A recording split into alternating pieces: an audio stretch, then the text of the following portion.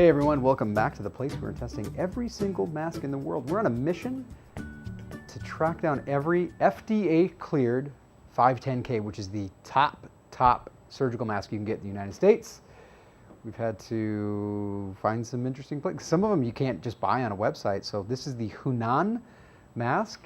I'm showing you the listing on Alibaba where we bought it. You're seeing that 510K ASTM level 1 disposable. They've got, like, I guess this is the factory that they're doing this at.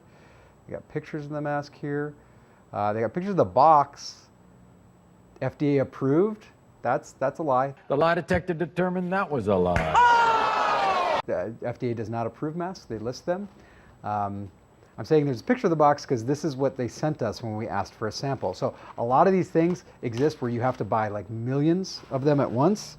And for some reason, they just sent us this bag instead of sending us the box. Now, a mask is really not a valid mask, especially a 510K mask without the box. So or some sort of label telling you about the mask and the materials.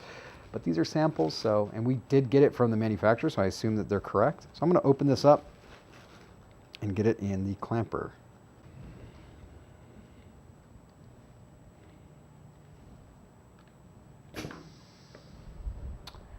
All right, and we will let her rip. This is a PFE machine, Particulate Filtration Efficiency Machine. If you want to find out more about this, I'm going to put something in the link there, but we are doing basically the same test that ASTM, this is supposed to be an ASTM level 1 mask, or that the FDA would do in the clearance process. Now remember, masks are not approved.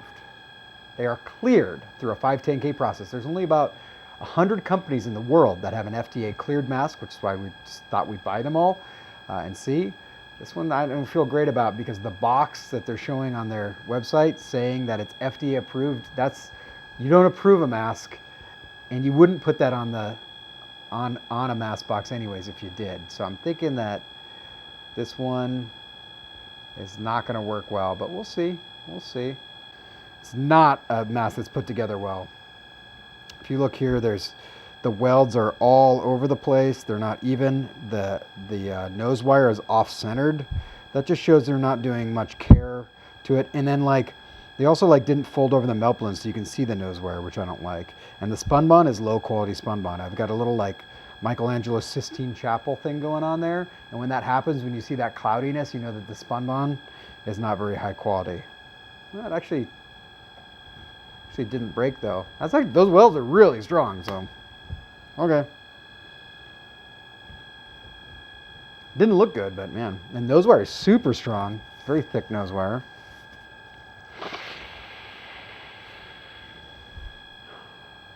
I'm going to call this smell someone's interesting kitchen. It's kind of like there's some spice. It's definitely plasticky, but then some other stuff in there. This is probably, of all the 510Ks we've tested so far, has smelled the weirdest, but this was the packaging that came in, not the actual box. So that's not super surprising. Let's look at the PFE machine for the results. 95.571. 95.571. That is below. No, that's above spec. That did it. Oh, shoot a monkey. 95.571. All right, guys, thanks so much for watching this. If you enjoyed this, we are running a little competition.